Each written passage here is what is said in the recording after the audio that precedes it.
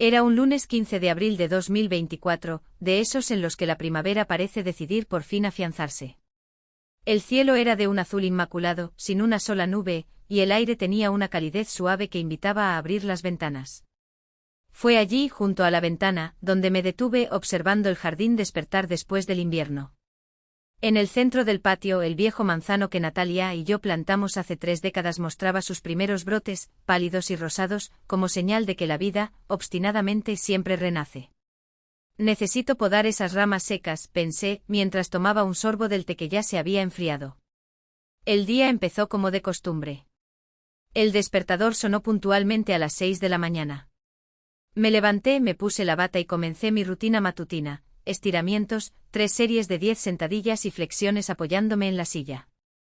Ya no era lo mismo que hace 20 años, al fin y al cabo, a los 68 años, el cuerpo ya está enviando sus mensajes. Pero la disciplina, nunca la abandoné.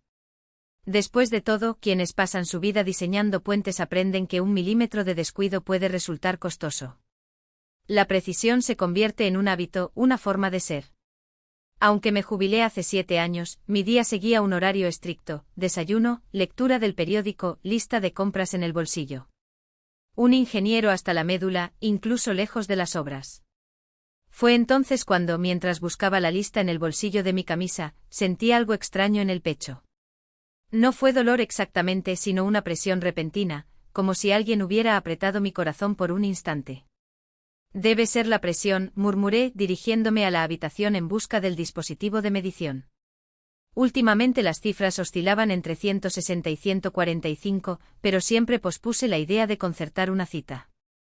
Después de todo, ¿quién tiene tiempo para los médicos? Siempre hay algo más urgente: la factura que pagar, las tuberías que gotean, el correo que organizar. El tocómetro estaba sobre la cómoda, el mismo mueble donde guardamos las fotos familiares. Mis ojos, casi por accidente, se posaron en el retrato de Natalia, tomado en nuestras bodas de plata. Su sonrisa, tan vívida en la imagen, todavía me hacía sentir un nudo en la garganta después de 8 años sin ella.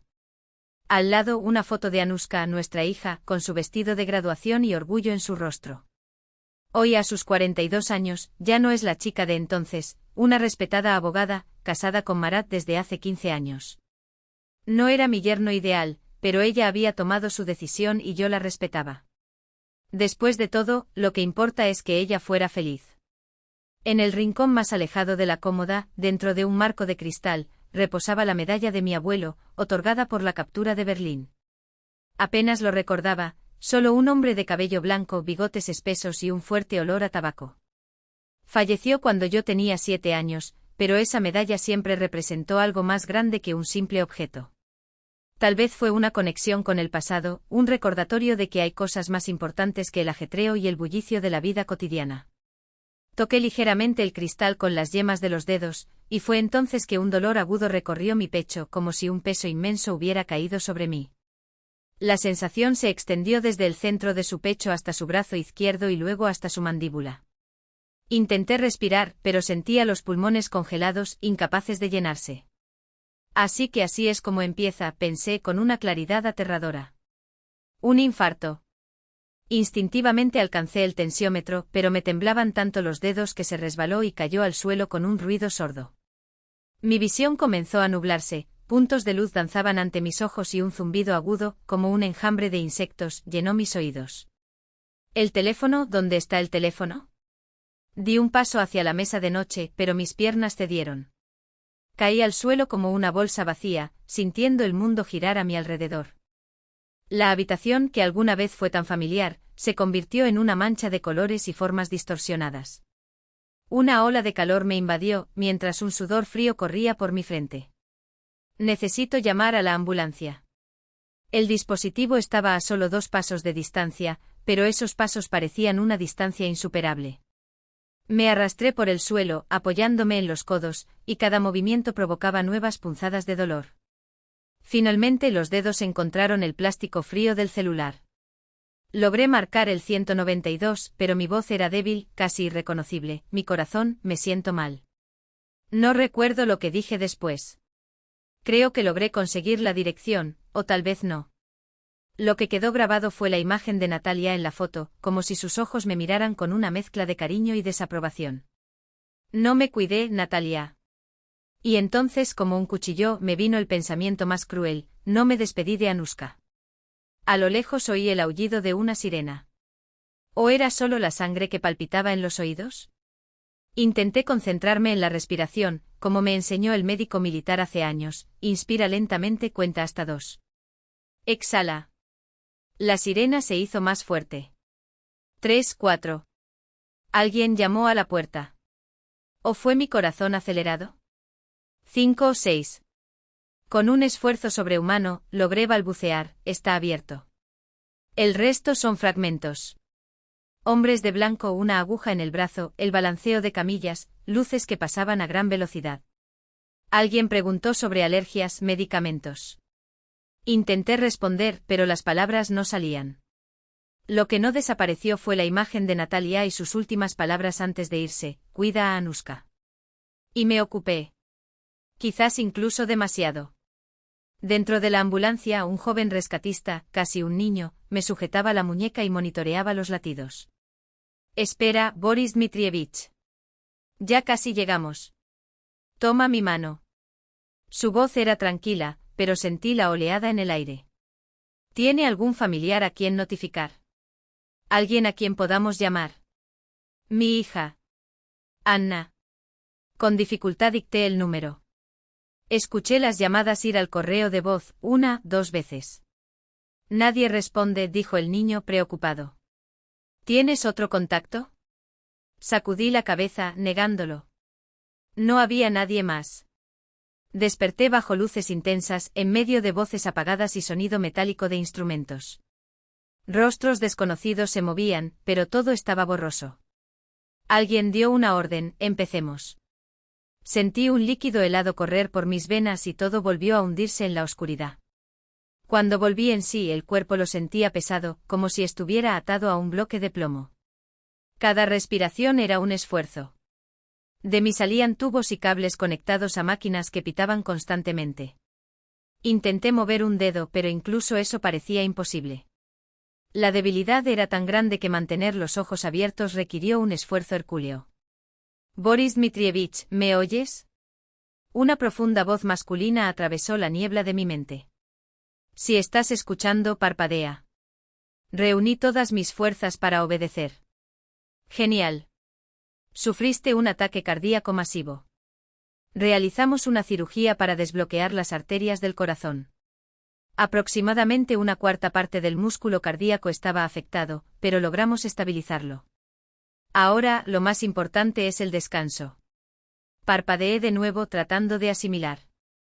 Intentamos comunicarnos con su hija, pero fue en vano. ¿Hay otro número al que podamos llamar?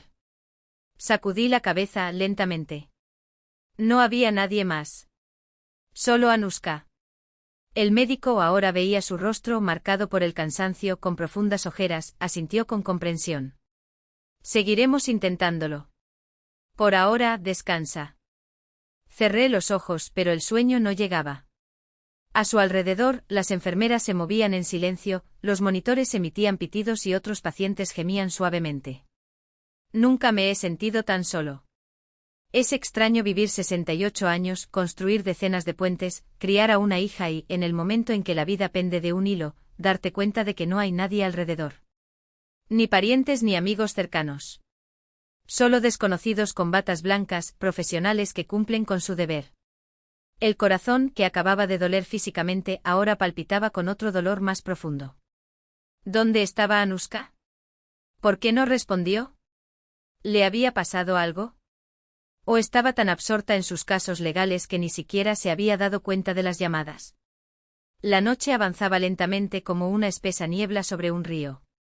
Durante la reanimación, las luces se atenuaron, dejando solo el tenue brillo de los monitores y la lámpara sobre el escritorio de las enfermeras. Acostada, escuché el ritmo de mi propio corazón resonando en el dispositivo y reflexioné sobre lo irónica que puede ser la vida. Pasamos años haciendo planes, preocupándonos por los detalles y, de repente, todo se reduce a una delgada línea entre la vida y la muerte. Antes apenas pensaba en ello. Sabía, por supuesto, que algún día llegaría, pero era algo lejano, abstracto, algo que les pasó a otros. Ahora, sin embargo, ella estaba allí, respirando en mi nuca. Y por primera vez sentí su aliento frío. Su presencia era física, tangible, un escalofrío por mi columna, dedos que temblaban sin motivo, un peso en mi pecho que no provenía de una enfermedad. De repente me di cuenta de cuántas cosas no les había dicho a mis seres queridos. Natalia, por ejemplo, nunca le confesé lo agradecido que estaba por cada mañana a su lado. A Anushka nunca le dije del todo lo orgulloso que estaba de ella, a pesar de todo. Por primera vez en años, lloré. Las lágrimas corrieron por mis sienes, mojando la almohada, y ni siquiera intenté contenerlas. En la penumbra de la UCI, entre los pitidos de las máquinas y el goteo de las intravenosas, pensé que nadie sería testigo de la debilidad de ese viejo constructor de puentes. Natalia, si estás en algún lugar, espera un poco más, susurré al vacío. Déjame ver a Anushka por última vez. Di que la amo. Entonces estoy listo. El corazón falló. El monitor emitió una alarma aguda. De alguna parte apareció una enfermera, se movió con urgencia y presionó el botón de llamada. Escuché su voz preocupada: «Doctor, creo que es una arritmia». Pero todo parecía sucederle a otro hombre, al otro lado del grueso cristal.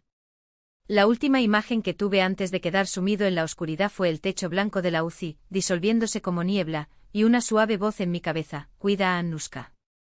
Cuando la conciencia se desvaneció, una repentina claridad me invadió: «Ella cuidará de mí». El martes, me había dicho la enfermera cuando salí a la superficie. Cuántas horas o días habían pasado seguía siendo un misterio. En la UCI el tiempo no se mide por relojes, sino por procedimientos, inyecciones, visitas médicas, cambios de turno. Un rayo de luz a través de las persianas sugería que era de día. Mi cuerpo se sentía extraño, pesado, desobediente. Tenía la boca tan seca que la lengua se le pegaba al paladar.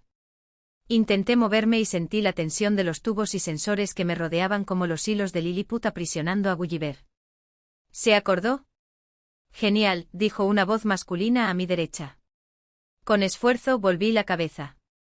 Junto a la cama, un hombre alto con bata blanca, de unos 50 años, con canas en las sienes y mirada atenta.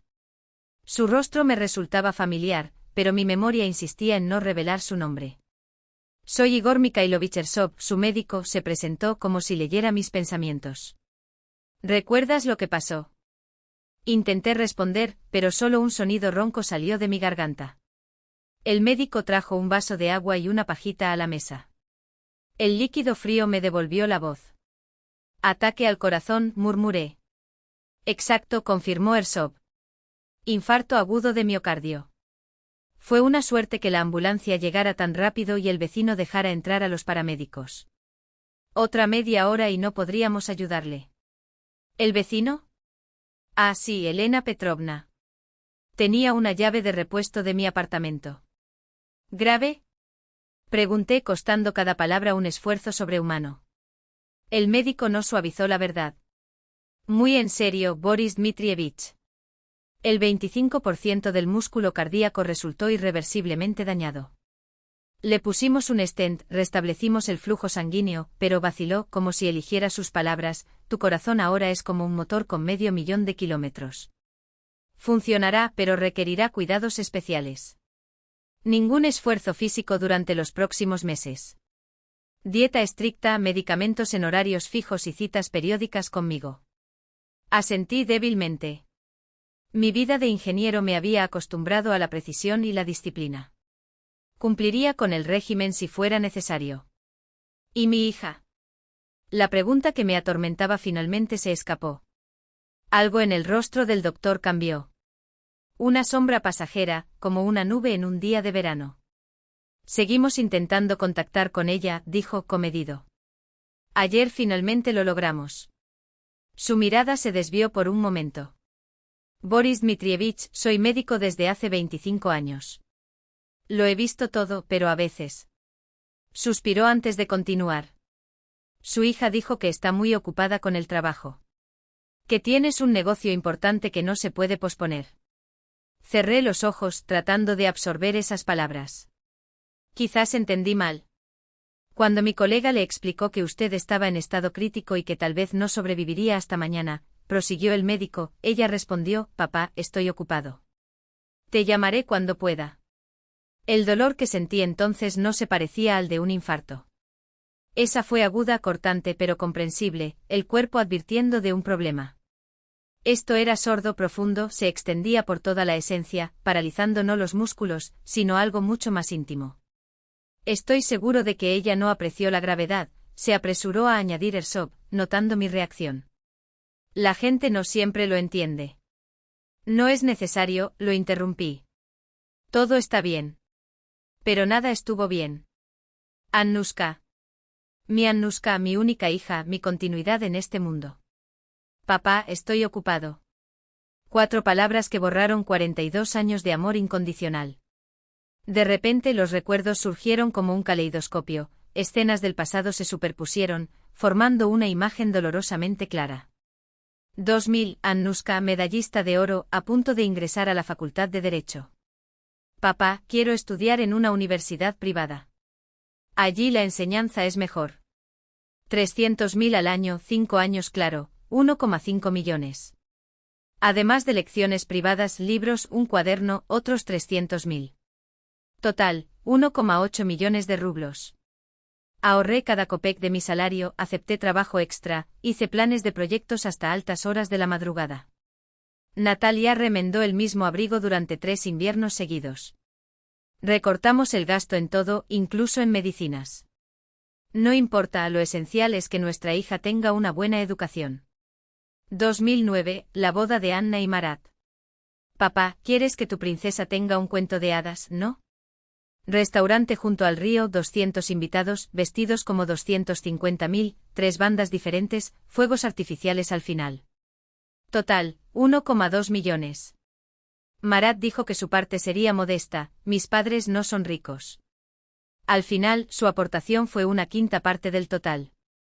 Y aún así me lo pidió prestado una semana antes de la ceremonia. 2012, propiedad de vivienda. Papá, encontramos el departamento perfecto. 3 dormitorios, nuevo, vista al parque.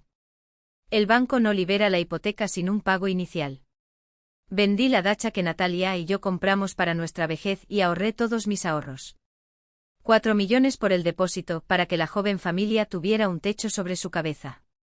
Es una inversión en su futuro. 2017, Natalia ya se había ido. Marat llegó con una genial idea de negocio. Un restaurante de cocina asiática, Boris Dmitrievich.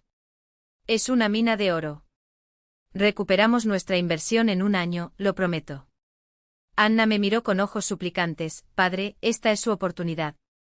Marat finalmente se ha encontrado a sí mismo. 3,5 millones.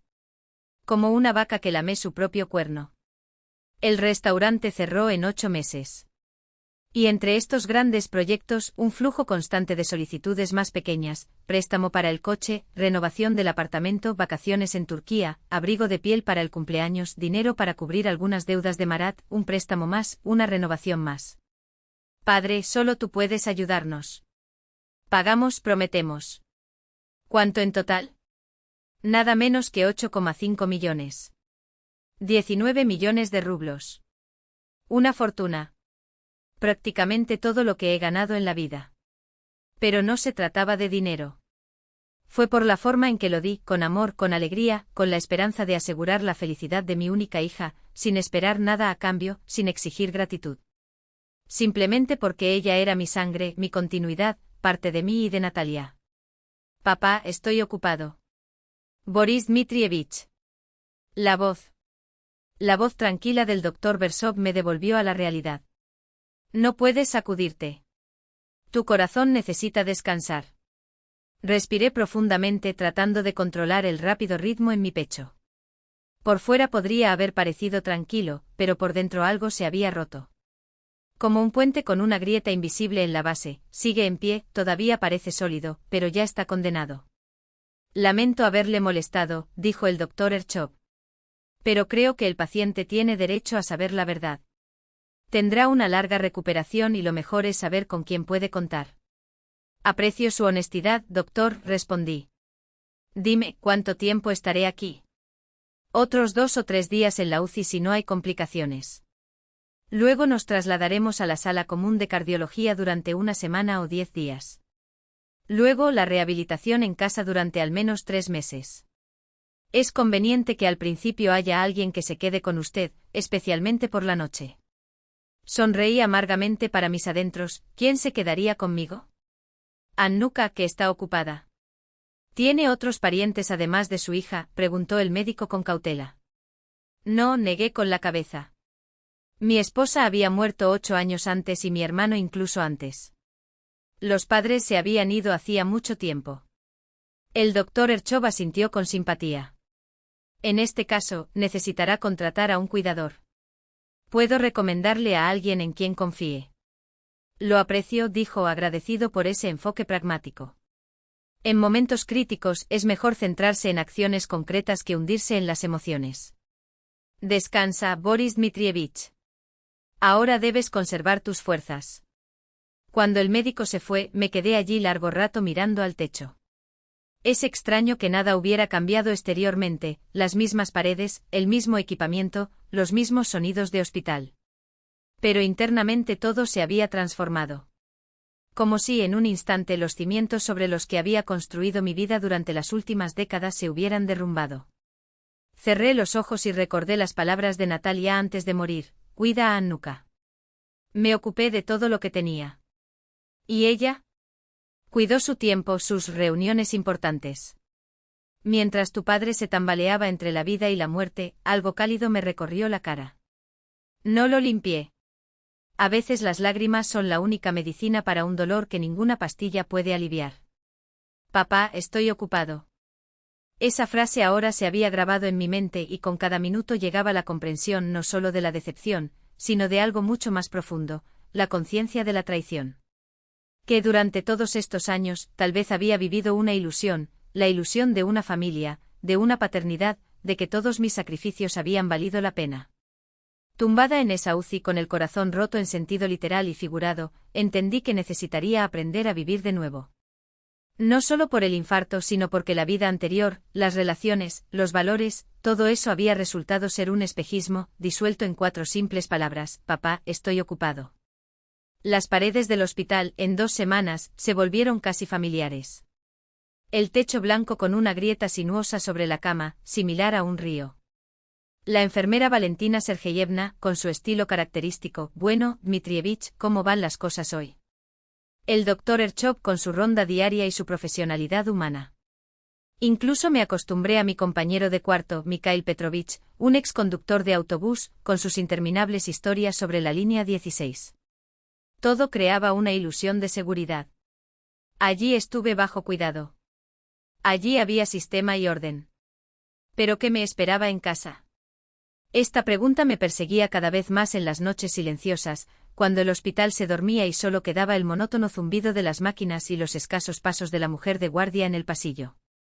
Ania no apareció ni una sola vez. Llamó a 3, breve, formal, como marcando su presencia en una agenda. ¿Cómo estás, papá? ¿Son buenos los médicos? ¿Necesitas algo?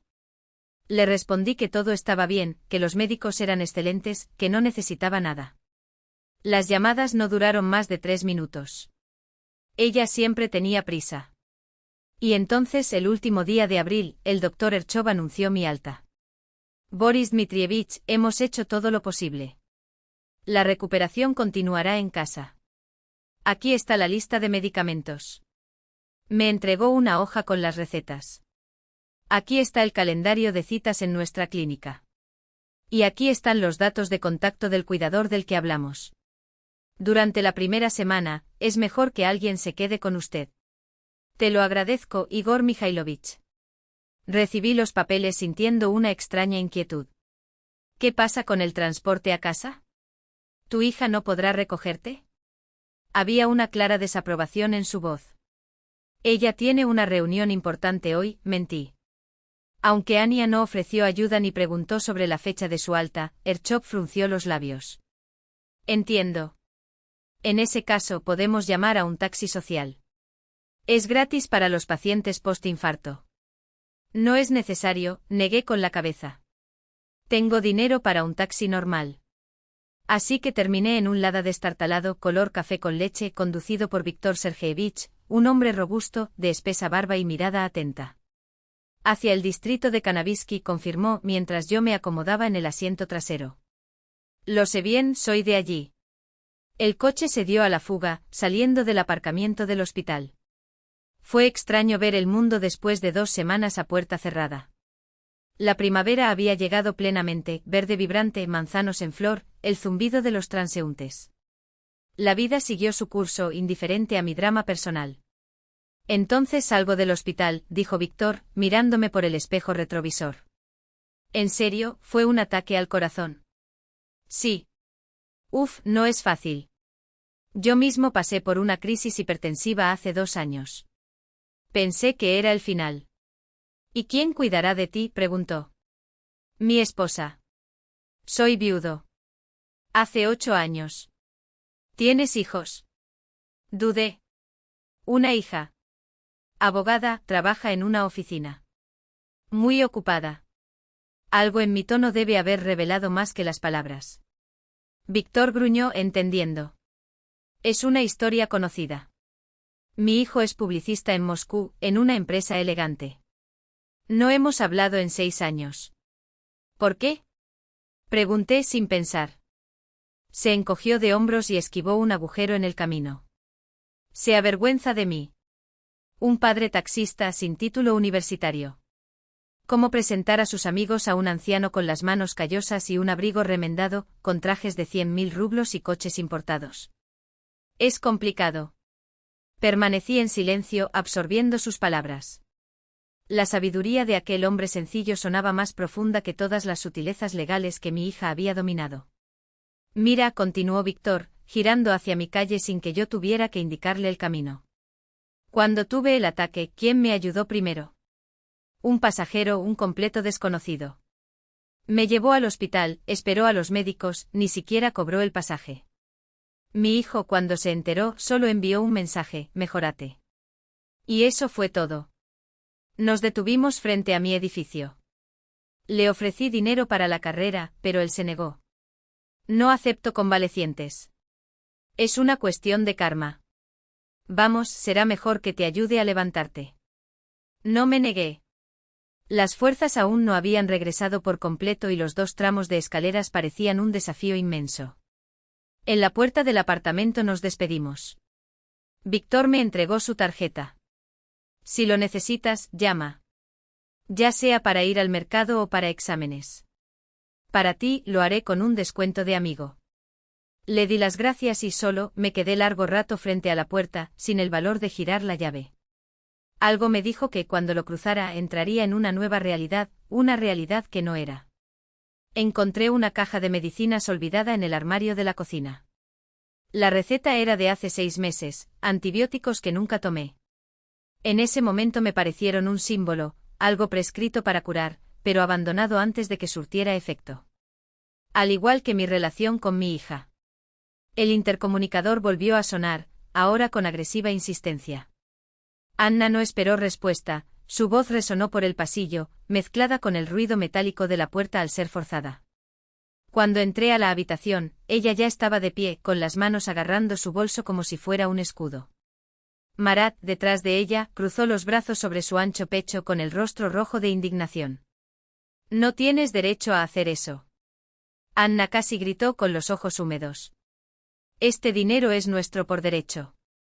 Siempre ha sido así. Nunca fue así, corrigí sentándome lentamente como si cada movimiento estuviera calculado. Yo te ayudé. Pero la ayuda no es una obligación eterna. Y mucho menos un cheque en blanco para saquear mi vida. Marat dio un paso adelante con voz espesa. Estás siendo un desagradecido. Sin nosotros, ¿quién cuidaría de ti? ¿Quién iba a pagar tus cuentas cuando enfermaras? Se me escapó una risa seca. No humor, sino amarga ironía. Ah, los billetes. Abrí el cajón de la mesa de café y saqué el extracto bancario impreso esa mañana. Aquí está, 450.000 rublos, retirados mientras luchaba por mi vida. Cuidarme era caro, ¿no?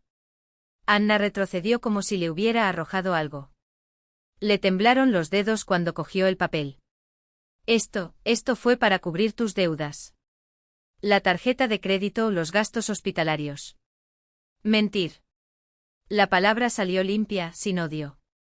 El hospital está cubierto por un seguro. Y mi tarjeta lleva meses vacía. Ya lo sabes. Miré a Marat, quien evitó mi mirada. Ese dinero se fue a su negocio, ese que fracasa todos los años, pero siempre tiene una nueva excusa. O tal vez por el nuevo bolso de Anna. ¿Quién sabe? Silencio. El tipo de silencio que precede a una tormenta o un deslizamiento de tierra. Anna tragó. ¿Nos estás acusando de robarlo? No. Sacudí la cabeza. Les acuso de algo peor, de tratarme como si ya estuviera muerta. Como si mi dinero fuera una herencia anticipada y mi testamento no importara. Respiré hondo sintiendo el peso de las palabras. Pero sigo aquí. Y mientras estoy, decido lo que es mío. Marat apretó los puños. Te arrepentirás. Lo impugnaremos en los tribunales. Demostrar que no estás en tu sano juicio después de tu infarto. Hazlo. Sonreí por primera vez en semanas, una sonrisa triste pero genuina. Descubrirán que mi memoria está intacta. Y tengo testigos, el banco, el médico, incluso el conductor que me trajo hoy. Señalé la puerta. Ahora, si me disculpan, necesito descansar. La rehabilitación no espera. Anna abrió la boca, pero no salió ninguna palabra. Sus ojos saltaban entre Marat y yo como si buscara una salida. Finalmente giró sobre sus talones y salió, golpeando el suelo con los talones como martillos. Marat vaciló como si quisiera decir más, pero la siguió y cerró bien la puerta. Estaba solo otra vez. El apartamento, antes opresivo, ahora se sentía mío. Por primera vez en años. El teléfono vibró sobre la mesa. Era un mensaje de Olga Nikolaevna. Boris Dmitrievich, no olvides tomar tu medicina a las 6 de la tarde. Y evita las emociones fuertes. Yo respondí. Gracias. Hoy por primera vez siento que estoy tomando el medicamento adecuado. Dejé el teléfono a un lado y miré la foto de Natasha. Su sonrisa congelada en el tiempo parecía decir, ahora estás vivo. Pareces un hombre que tomó una decisión irreversible. No es una pregunta, es una observación. Asentí pasando mis dedos por la funda del documento recién firmado. La pintura todavía estaba fresca, como la certeza que me quemaba por dentro. No se trata solo de dinero, Valentina Sergeyevna. Se trata del derecho a elegir cómo será recordada mi vida. Querían convertir mi memoria en moneda de cambio. Yo elegí convertirla en esperanza para aquellos que todavía luchan.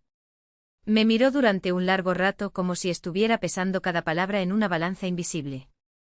Luego, con un suspiro casi imperceptible, cerró la carpeta azul con el sello oficial. Boris Dmitrievich, comprendes que al hacer esto estás quemando todos los puentes. Incluso si mañana tu hija viene con lágrimas en los ojos pidiendo perdón. Ella no vendrá, la interrumpí sin amargura. Y si llega, será por interés. Durante años he confundido amor con obligación. Hoy aprendí la diferencia. La diosa ladeó la cabeza, como si aceptara una verdad dolorosa pero innegable. Bueno. En ese caso, déjame darte un consejo personal, no profesional, prepárate. No se rendirán tan fácilmente. Cuando personas como tu hija y su pareja se dan cuenta de que han perdido el control sobre una fuente de ingresos, se vuelven impredecibles. Pueden recurrir al chantaje emocional, demandas e incluso calumnias públicas. Sonreí, un gesto seco y triste. Ya han empezado. Ayer amenazaron con cuestionar mi cordura. Hoy, quién sabe, dirán que un anciano enfermo fue manipulado por una confianza dudosa. ¿Pero lo sabes, Valentina Sergeyevna? Presioné el documento contra mi pecho, donde el dolor palpitaba sordamente. Por primera vez en décadas, siento que puedo respirar sin peso en el pecho. Eso no tiene precio. Abrió el cajón y sacó una tarjeta de presentación blanca con discretas letras doradas. Mi número personal. Si necesitas ayuda legal urgente, llámame en cualquier momento. Y vaciló como si eligiera sus palabras con cuidado. Si alguna vez quieres hablar con alguien que entienda lo que es ser traicionado por tu propia sangre, mi puerta está abierta. Mi hija también eligió el dinero antes que a mí. La tarjeta ardía en mi palma. No por el ofrecimiento de ayuda, sino por la solidaridad silenciosa de ese gesto. Gracias. Pero creo que he tenido mi parte de traiciones en mi vida. Guardé la tarjeta en el bolsillo interior de mi chaqueta, al lado de la foto de Natasha. Ahora solo quiero asegurarme de que cuando llegue mi momento, no se manche con las manos sucias. Valentina Sergeyevna me acompañó hasta la puerta y sus pasos resonaron en el pasillo de madera oscura. Lo último, el fondo que ha elegido es serio. Pero le sugiero que envíe una copia del testimonio a su médico, el Dr. Erchov. Si intentan alegar demencia, será útil un certificado de que estaba lúcido el día de la firma. He pensado en eso. Me ajusté el cuello de mi abrigo sintiendo el aire frío de la calle invadir el vestíbulo. Erchov vendrá mañana para un chequeo. Yo me llevaré el documento. Ella asintió satisfecha. Entonces, Boris Dmitrievich, que Dios te dé fuerzas. Las necesitarás. Salí a la acera, donde Víctor ya estaba esperando con el auto en marcha. El motor ronroneaba suavemente como un gato dormido. Cuando me vio abrió la puerta del pasajero, pero le hice un gesto para que esperara. Necesitaba un minuto. Un solo minuto para mirar el cielo gris de octubre, sentir el viento cortante en la cara y recordar que, a pesar de todo, yo seguía siendo dueño de mi propio destino.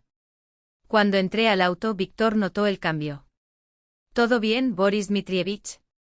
Te ves diferente. Soy libre, Víctor. Por primera vez en mucho tiempo. No insistió en las preguntas. Hombres como Víctor, que han visto la vida demasiado de cerca, reconocen el peso de ciertas palabras sin necesidad de descifrarlas. Mientras el auto se alejaba de la acera, eché un último vistazo al edificio del notario. No como un hombre que va a cerrar una puerta, sino como alguien que acaba de abrir una ventana. Y por la ventana abierta entró aire nuevo. Duro, frío, pero mío. ¿Por qué no su hija, Boris Dmitrievich? Víctor frunció el ceño como si la pregunta se le escapara antes de que pudiera filtrarla. La gente tiende a asegurar primero el futuro de su familia. Suspiré mirando las manos que construyeron puentes, firmaron contratos, estrecharon la mano de otros en acuerdos que cambiaron vidas. Es una larga historia, Víctor. Digamos que ya he conseguido todo lo que Anna necesitaba en la vida. El coche se detuvo en el semáforo. Fue entonces cuando vi a Elena Petrovna junto al taxi, erguida como un viejo roble a pesar de los años y de la nieve que teñía de blanco su corto pelo. La misma mujer que meses atrás había entregado las llaves de mi apartamento a los paramédicos mientras yo luchaba contra un infarto en el suelo de la sala. Ex profesora de matemáticas con una actitud que imponía respeto sin necesidad de palabras. Boris Dmitrievich. Por fin lo conozco. Su voz era firme pero sus ojos delataban una preocupación que no casaba con el tono brusco. Pasé por la casa esta mañana. Solo encontré a la cuidadora. Ella dijo que estabas fuera por negocios. El último término sonaba entre comillas, como si dudara de la versión. ¿Y por qué estás en el centro, Elena Petrovna? Pregunté sorprendido. No era común verla tan lejos de nuestro barrio. Fui al banco con un gesto preciso, se ajustó la bolsa en el brazo, necesitaba arreglar este lío con mi pensión en mi cuenta digital. Vi a Víctor parado aquí y él me dijo a dónde habías ido. Sus ojos se dirigieron al conductor, quien se limitó a asentir, como si ese pequeño acto de lealtad no necesitara explicación. Bajó la voz acercándose, escuché hablar a los vecinos de que tu Anna está actuando con ese su marido. La palabra marido sonaba como un insulto. Una vergüenza. Han estado tocando puertas, haciendo preguntas sobre ti, insinuando que estabas perdiendo la cabeza. Sus labios se apretaron. Pero eligieron a la persona equivocada con quien meterse. Les di una respuesta que no olvidarán pronto. Me imaginé la escena, Elena Petrovna, de 5 pies de altura, frente a Anna y Marat con la misma autoridad con la que años atrás silenciaba las clases de adolescentes ruidosos. Les dije que tienes más sentido común en tu meñique que los dos juntos en tu cabeza. Y advertí a Michalich en el 5º piso y a los Semionov. No podrán manchar tu reputación, puedes estar seguro. Le agradecí conmovido. Ella rechazó el gesto. Tonterías. Yo he pasado por algo similar. Mi hijo y su esposa, escupió la palabra, también quisieron declararme incapaz de conservar el apartamento. Se fueron a Canadá, dejándome aquí como una carga. Pero mi nieta, Masa, esto es diferente. Una joya rara. Víctor se aclaró la garganta. ¿Puedo llevaros a los dos? Vives en mi camino, Elena Petrovna. Ella aceptó sin dudarlo. En el camino, mientras el coche se deslizaba por las grises calles invernales, Elena Petrovna contó más detalles. Anna y Marat habían intentado sembrar dudas entre los vecinos, pero se toparon con una barrera inesperada. Michalij incluso se rió en sus caras. Dijo que si tú estás loco él también, después de todo, llevan 10 años jugando al ajedrez juntos y siempre ganas. Me reí suavemente imaginando la escena. Fue reconfortante saber que incluso cuando su propia hija dudaba de mí, había personas que conocían mi valor. Al llegar a casa me esperaba un mensaje del doctor Erchov. Su voz al teléfono era aguda como un bisturí. Boris Dmitrievich, tu hija estaba aquí. Intentó comprar un diagnóstico de incapacidad mental. Ofreció bonificaciones a cambio de un informe que la favoreciera. Mi estómago se revolvió. ¿Y qué respondiste? Que soy médico, no un comerciante de papeles sucios. Su indignación era palpable. Y que, desde el punto de vista profesional, los signos de desequilibrio son más evidentes en ella que en ti. Un descanso. Pero no te dejes engañar. Ella no se rendirá. Escuché que fue a Zuev, jefe de psiquiatría. Él no le dará nada sin un examen, pero estad atentos. Colgué exhausto pero muy claro, Anna merecía una última oportunidad. No por ella, sino por Natasha, que había amado a esa chica más que a la vida misma, y por mí, para no cargar con la culpa de no haberlo intentado. Y tal vez por un resto de esperanza de que en algún lugar dentro de esa mujer ambiciosa, aún existiera la hija que algún día me abrazaría sin pedir nada a cambio. Marqué el número. Anna, tenemos que hablar. En serio. Un descanso. Ven mañana a las 6. Solo. Para mi sorpresa, ella aceptó sin discutir. Está bien, papá. Estaré allí. A la mañana siguiente Elena Petrovna apareció con una visita inesperada. Boris Dmitrievich, quiero presentarte a mi Masa. A su lado una joven de poco más de 20 años, delgada, con una larga trenza rubia y unos ojos tan azules que parecían reflejar la luz del invierno. Había algo en ella, una tranquila sinceridad, una curiosidad genuina, que me recordaba a Anna cuando tenía 17 años, antes de que el dinero y Marat apagaran esa chispa. El placer es mío. Estreché la mano que me tendió, sorprendida por la firmeza de su agarre. Tu abuela me dijo que estás estudiando medicina. Tercer año, ¿verdad? Sí. Y precisamente estamos viendo cardiología. Sus ojos brillaron. La abuela dijo que tuviste un ataque cardíaco. ¿Puedo ver tus medicamentos? Quiero asegurarme de que la dosis sea adecuada. No fue una oferta vacía o interesada. Era simple, una estudiante diligente, una nieta que se preocupaba. Mientras examinaba mis pastillas, explicando cada una con una precisión que revelaba una pasión por su oficio, sentí un nudo en la garganta. Así debería ser. Así podrían haber sido nuestros almuerzos dominicales, nuestras conversaciones, llenas de respeto, de verdaderos intercambios, no de cálculos mezquinos. ¿Eres ingeniero de puentes?, no preguntó Masa, mientras guardaba la caja de medicinas. Debe ser fascinante. Ver algo que diseñaste une dos orillas, dos vidas. Sí, pensé. Unir.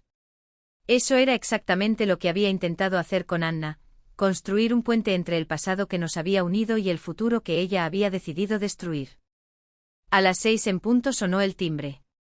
Anna entró con la postura rígida de alguien que se prepara para la batalla.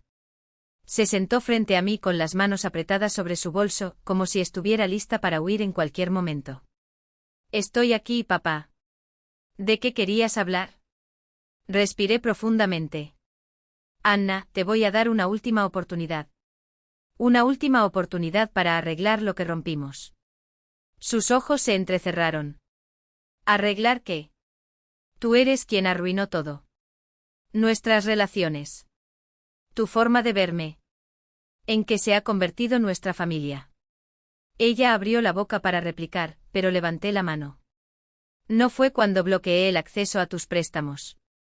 Fue mucho antes. Fue cuando dejaste de verme como un padre y comenzaste a tratarme como un cajero automático con sentimientos. Eso no es cierto. Su voz tembló, pero sus ojos escaparon de los míos. Yo siempre. ¿Cuándo fue la última vez que viniste a visitarme sin querer nada? Sin una petición, sin una justificación, solo para estar conmigo. El silencio que siguió fue su respuesta.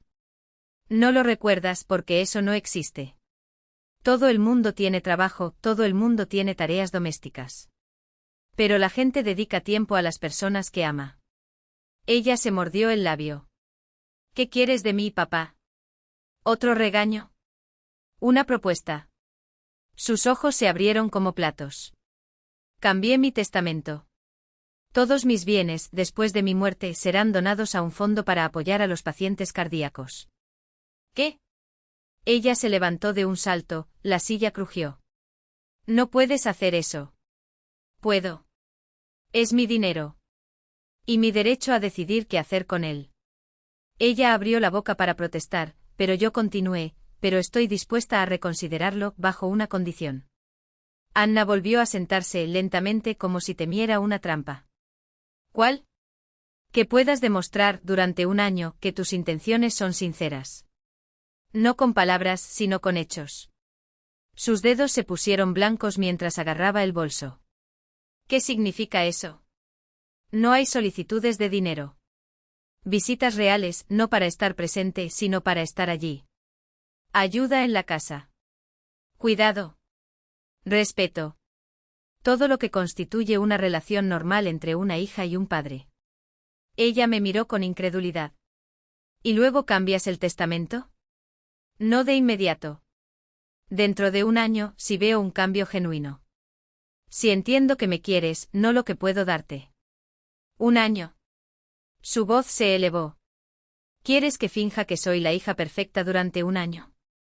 ¿Qué pasa si al final cambias de opinión? No cambiaré. Si el cambio es real. Hice una pausa. Y estoy a punto de firmar un documento que garantiza. Un documento ante notario que formaliza este compromiso, completé, deslizando el bolígrafo sobre el papel. Anna sacudió la cabeza y apretó los labios formando una fina línea. Esto es un chantaje. Papá, ¿estás intentando comprar mi afecto? No, hija. Estoy tratando de darte la oportunidad de recordar que es el verdadero amor. Uno que no se puede comprar, que se muestra en acciones, no en palabras. Se levantó de repente y agarró su bolso con manos temblorosas. No me humillaré. No participaré en esta farsa. Tienes la obligación de ayudarnos. Somos tu familia. La familia no se trata solo de derechos, Anya, respondí, en voz baja pero firme. También son deberes. Es cuidarnos unos a otros. Cuando me necesitabas, yo estaba allí. ¿Dónde estabas cuando te necesitaba? Suficiente, dijo dirigiéndose hacia la puerta. Ahorre su dinero. Nos las arreglamos solos. Antes de irse se giró por última vez, sus ojos brillaban con algo entre la ira y el dolor antiguo. Lo sabes, papá. Siempre has sido frío y calculador. Incluso con mi madre nunca supe amar de verdad. Por eso soy así. La puerta llamó. Estaba sola entre las fotografías de las paredes, rostros que me observaban en silencio. Los ojos ardían, pero no había lágrimas. Esa semana se habían agotado todos. La última esperanza de reconstruir mi familia se había derrumbado. Y sin embargo, junto con el dolor llegó un extraño alivio. Como si finalmente se rompiera una cadena que había aprisionado mi alma durante años. Había hecho todo lo que podía. Ofrecí un camino, extendí mi mano. Ella optó por no aceptarlo. Ahora era libre. Libre para construir una nueva vida, sin ilusiones, sin autoengaños, junto a quienes me valoraban como persona, no como billetera. Me acerqué a la ventana. El sol de la tarde doraba las copas de los árboles. En el banco del jardín, Masa estudiaba con un libro abierto sobre el regazo, mientras Elena Petrovna disponía las galletas en una bandeja. Se rieron de algo, felices en su mundo sencillo y sincero. Esa es una verdadera familia, pensé. Y por primera vez en semanas sentí una profunda calma. El tiempo pasa sorprendentemente bien cuando dejamos de contarlo. 6 meses transcurrieron como pasar una página del calendario, no medio año. Una luminosa y fresca mañana de octubre, me encontré sentado en el banco de nuestro patio, mirando las hojas bailar con el viento. Mi corazón ya no me molestaba. Gracias a una estricta disciplina y a las recomendaciones de Igor Mikhailovich, me recuperé casi por completo. Por supuesto, la resistencia que tenía antes no volvería, pero para alguien que había sobrevivido a un ataque cardíaco masivo, me sentí excepcionalmente bien. Aquí estamos, la voz de Elena Petrovna me sacó de mi reflexión. Ella venía por el camino acompañada por Masa y un joven con un voluminoso maletín bajo el brazo. Conoce a Sasa, la compañera de clase de Masa, presentó. Están desarrollando un proyecto sobre cardiología y vinieron a consultarle como un paciente experimentado. No nos estamos interponiendo en el camino. Masa me miró con esa rara mezcla de cuidado y respeto que tampoco se ve en los jóvenes de hoy. ¿Qué quieres decir, niña? Me siento honrado. Entra, la tetera acaba de silbar. Esos meses habían transformado mi hogar. El silencio opresivo había desaparecido, al igual que el aire viciado de la soledad. Ahora, las voces llenaron las habitaciones. Masa aparecía regularmente con preguntas de estudio, había elegido especializarse en cardiología y yo, sin darme cuenta, me convertí en su conejillo de indias voluntario. Pero no hubo ninguna incomodidad en eso. Al contrario, su sinceridad al querer ayudar a los demás renovó mi fe en el futuro. Elena Petrovna pasaba casi todos los días, a veces en piraguas caseras, a veces comentando las noticias. Incluso Víctor, el taxista, se había convertido en un habitual de nuestro té dominical. Y cada 2 semanas, sin falta, Igor Mikhailovich Ersov venía a ver mi salud, o simplemente a hablar. Descubrimos para nuestra sorpresa, cuánto teníamos en común, nuestro amor por la literatura clásica, nuestro gusto por el ajedrez, nuestro interés por la historia de la ingeniería. Poco a poco se fue formando un nuevo círculo a mi alrededor. No familiares, sino gente cercana a mí, aquellos que no necesitaban mi dinero, que valoraban mi experiencia, mis conocimientos, el simple intercambio humano. Boris Dmitrievich, ha llegado una citación para usted, dijo Elena Petrovna, mientras nos acomodábamos en la sala de estar. Me encontré con el cartero en la oficina de correos. Me lo entregó. Cogí el sobre oficial, sellado por el Tribunal de Distrito. Lo abrí, revisé el texto y solté una risa seca. Después de todo, Anna y Marat habían presentado una demanda para impugnar el testamento. Intentaban demostrar que estaba incapacitado al momento de firmar. ¡Qué descaro! Elena Petrovna estaba indignada. Después de todo lo que hiciste por esa hija. Era predecible, volví a meter el papel en el sobre. No tienen ninguna posibilidad, dijo Sasa, convencida. Mi padre es abogado, especializado en herencias. Si Igor Mikhailovich firmó un informe que confirma su lucidez, ningún juez lo cuestionará. Y puedo dar testimonio, apoyó Masa, con la autoridad de un futuro médico. Te vi justo después de tu enfermedad. No hubo signos de demencia o deterioro cognitivo. Su disposición a defenderme me conmovió profundamente. Así debe ser una familia, personas que estén a tu lado en los momentos difíciles, no por interés, sino por justicia y cariño.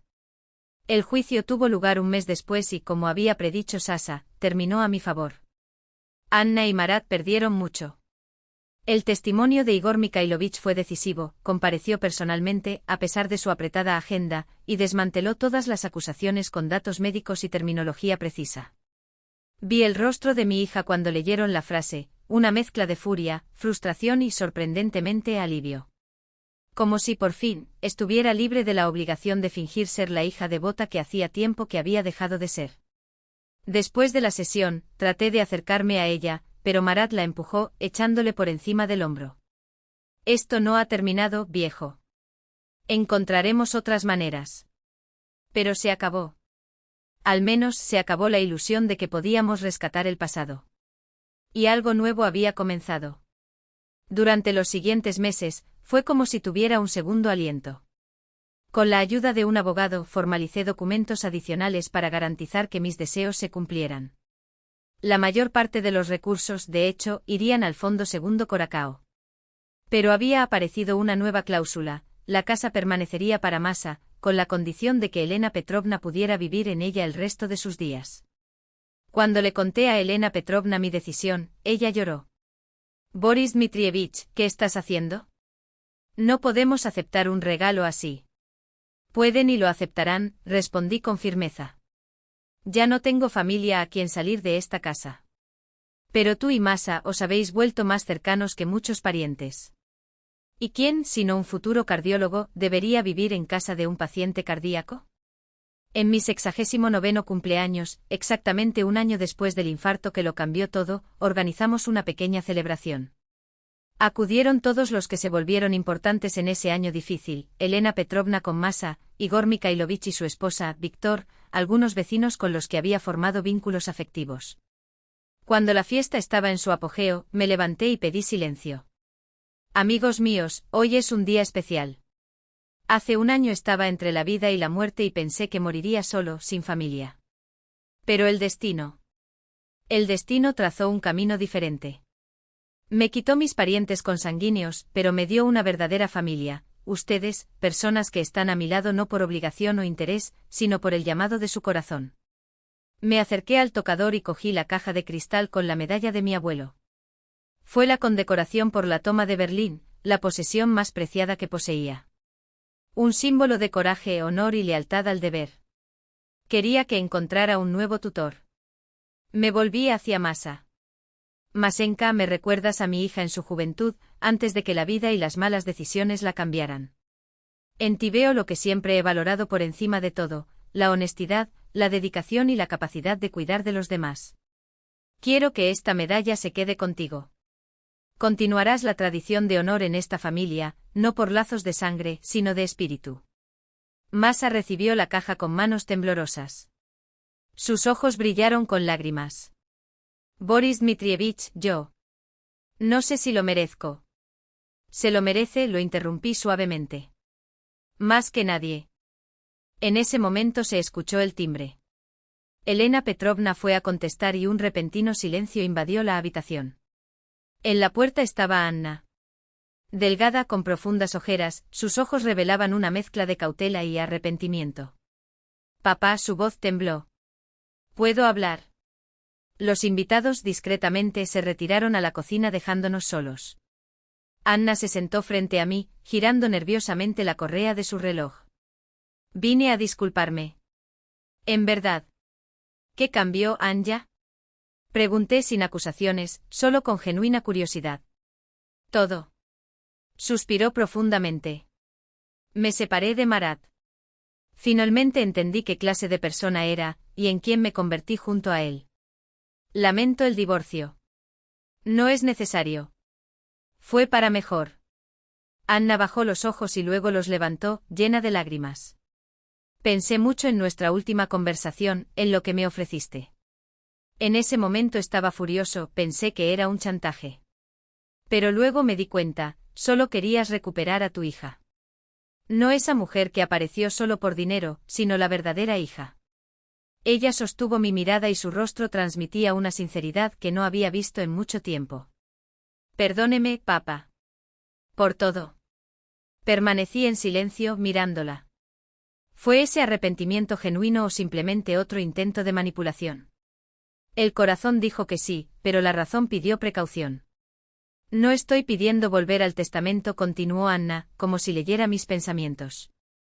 «Ni siquiera dinero. Solo permiso para venir a veces, hablar como antes. Hace mucho tiempo». Suspiré. «Anya, la puerta de esta casa nunca estuvo cerrada para ti. Pero la confianza no se puede recuperar en un día ni en un mes». «Entiendo. Estoy dispuesto a esperar. Y para demostrarlo. Entonces quédate. Hoy es una celebración. Conoce a mis amigos». «Gracias, papá». Por primera vez en años, su sonrisa parecía auténtica. La noche continuó con otro invitado.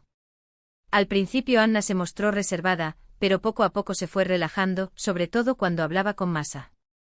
La joven que había recibido la medalla que alguna vez anheló Marat no despertaba en ella envidia, sino más bien una sincera simpatía. Cuando se fueron los últimos invitados, me quedé junto a la ventana mirando el cielo estrellado. En la foto sobre la cómoda, Natasha parecía aprobar, con su mirada serena, los cambios en nuestras vidas. La medalla del abuelo tuvo un nuevo guardián. Y en la casa las risas habían vuelto a resonar. Masha y sus amigas, las futuras médicas, se quedaron a pasar la noche y ahora discutían animadamente sobre materiales de estudio en la mesa de la cocina. No sabía lo que me deparaba el futuro. Si el arrepentimiento de Anna era genuino, si realmente cambiaría. Pero una lección de ese año difícil había quedado clara: la familia no es una cuestión de sangre, sino de amor y respeto. Los familiares pueden convertirse en extraños, mientras que los extraños se convierten en familia. Como ingeniero que había construido tantos puentes, comprendió que a veces no tiene sentido reparar lo que se ha derrumbado. Era necesario reconstruir sobre cimientos más sólidos, con pilares más resistentes y junto a quienes valoran no lo que hay en la cartera, sino lo que uno es en el corazón. Esa noche, cuando los últimos ruidos se calmaron y Masha y sus amigas se durmieron en la habitación de invitados, me quedé un buen rato en el balcón, escuchando el silencio de la noche. Había pasado exactamente un año desde que mi corazón se detuvo, primero literalmente en la UCI, y luego metafóricamente cuando descubrí la traición de mi hija. Recordé ese año, el dolor, las pérdidas, las decepciones, pero también los descubrimientos inesperados, los nuevos vínculos, las nuevas formas de afecto. Como alguien que había construido decenas de puentes sobre ríos se vio incapaz de construir uno sobre el abismo que me separaba de su propia hija, y como, aún así, encontré la fuerza no solo para sobrevivir, sino para renacer. Un año antes estaba en reanimación, destrozada, sola, con la sensación de que todo fue en vano. El mundo se había derrumbado, pero yo había resistido. Más aún, había construido un mundo nuevo sin hipocresía, sin intereses, sin ilusiones. En la mesita de al lado, un vaso de infusión de hierbas, la receta especial de Elena Petrovna, que ella preparaba para fortalecer el músculo cardíaco, como ella misma decía. Tomé un sorbo y saboreé el suave aroma de la menta y la melisa. Es curioso cómo cambian los gustos. Antes solo aceptaba té negro fuerte, ahora, esas infusiones me dieron un placer pacífico. En la casa donde una vez viví con Natasha, donde Anna había crecido, ahora resonaban nuevas voces. La voz entusiasta de Masha, contando sobre sus clases universitarias. El animado tenor de Víctor, que comparte historias de su vida como taxista. El barítono reflexivo de Igor Mikhailovich, analizando las últimas investigaciones médicas. Incluso la risa cristalina de Sasha, quien, al parecer, sentía un cariño especial por Masha. Regresaron sensaciones que había olvidado, la alegría de la simple interacción humana, el placer de compartir conocimientos, el orgullo por los logros de aquellos a quienes apoyamos. Todo lo que alguna vez estuvo vinculado a la creación de Anna, pero que se perdió cuando ella creció y se transformó. Me levanté del sillón y entré a la casa. En la habitación donde había dormido con Natasha ahora solo estaba mi cama, nueva, comprada después de que me dieron el alta del hospital. El médico me había recomendado un colchón más firme para mi columna. En la mesita de noche fotos, Natasha el día de nuestra boda, Anna pequeña, con trenzas, y una imagen reciente, Masha sosteniendo la medalla de su abuelo, tomada esa misma noche. No tuve nietos y probablemente no los tendré. Pero en cierto modo, Masha se había convertido en mi nieta no por sangre sino por espíritu. A veces me encontraba contándole historias sobre mi carrera de ingeniería con el mismo cariño con el que se las contaría a una nieta real. Y ella escuchó con genuino interés, le hizo preguntas y le pidió que le explicara los principios de la construcción de puentes. Mientras me acostaba, mis pensamientos no se dirigieron al pasado, sino al futuro, al día en que Masha se convertiría en una buena doctora, por pescar en el Volga con Víctor, un viaje que llevábamos planeando desde hacía mucho tiempo, por la ayuda que le daría a Igor Mikhailovich en la organización de una campaña benéfica para el Fondo Segundo Corazón. Me había invitado a ser consultor honorario. ¿Y sabes qué? Era feliz de una manera nueva, diferente, pero feliz. Porque finalmente lo entendió, la felicidad no está en la perpetuación del apellido, ni en los vínculos genéticos, ni en la ilusión de una familia perfecta. Está en la autenticidad del afecto, en el cuidado sin interés, en la capacidad de aceptar a las personas tal como son y de dejar ir a quienes solo traen dolor. La medalla del abuelo estaba ahora con Masha, una joven sin genes en común conmigo, pero con valores compartidos. Quizás esa reliquia le daría fuerza y que la medalla sirva de recordatorio, la verdadera familia no está hecha de sangre, sino de elecciones. De gente que se queda cuando el camino se pone empinado, que tiende la mano sin esperar nada a cambio. Así apareció Anna en la puerta de mi casa aquel cumpleaños, con los ojos húmedos y las palabras temblorosas. Su arrepentimiento parecía sincero, pero el tiempo, y solo el tiempo, revelaría si ese cambio fue genuino o simplemente otra máscara. Estaba dispuesto a darle una oportunidad, pero ya no sería el mismo camino que antes, no habría herencias que reclamar ni privilegios que exigir. Esta vez el camino sería de reconstrucción, de confianza, de respeto, de pequeños gestos que sumados podrían, o no, dar un nuevo significado a lo que quedaba de nuestro vínculo. La ironía de la vida es que pasé una década construyendo puentes sobre abismos, entre culturas, entre generaciones, entre lo que era y lo que soñaba ser. Pero el puente más importante fue el que, sin planificación, construí entre mí y personas en las que antes apenas me fijaba, la vecina que me prestó azúcar y se quedó a tomar el té, el taxista que me contó su historia entre un semáforo y otro, el médico que me escuchó más allá de los síntomas, la estudiante que me enseñó más de lo que yo le enseñé a ella. Hoy son mi familia. No por casualidad de nacimiento, sino por deliberación del corazón. Esa noche me quedé dormido sin el peso de las dudas ni de los fantasmas del pasado. La nueva vida no acababa de empezar, ya corría a toda velocidad y yo estaba dispuesto a vivirla con la dignidad que merecía, sin amarguras, sin lamentar lo que quedaba atrás, porque el futuro, incluso a los 69 años, todavía prometía ser rico en significado. ¿Y qué es más valioso para un ser humano que la certeza de que su existencia importa? Que cuando el corazón biológico se detenga, lo que se construyó en el corazón de los demás permanecerá, puentes de confianza, columnas de apoyo, arcos de comprensión. Estas estructuras me sobrevivirán. Serán mi legado más valioso, mucho más allá de las cuentas bancarias o las propiedades. Ingeniero hasta la médula, finalmente construí la obra maestra de mi vida, un puente entre el pasado, con sus heridas y decepciones, y un futuro abierto a posibilidades auténticas y a relaciones sin máscaras. Quizás no era el puente que imaginaba en mi juventud, pero era sólido, resistente y sobre todo, mío. Hecho de elecciones, no de obligaciones, de afectos, no de conveniencias. Y eso, al final, fue todo lo que siempre necesité.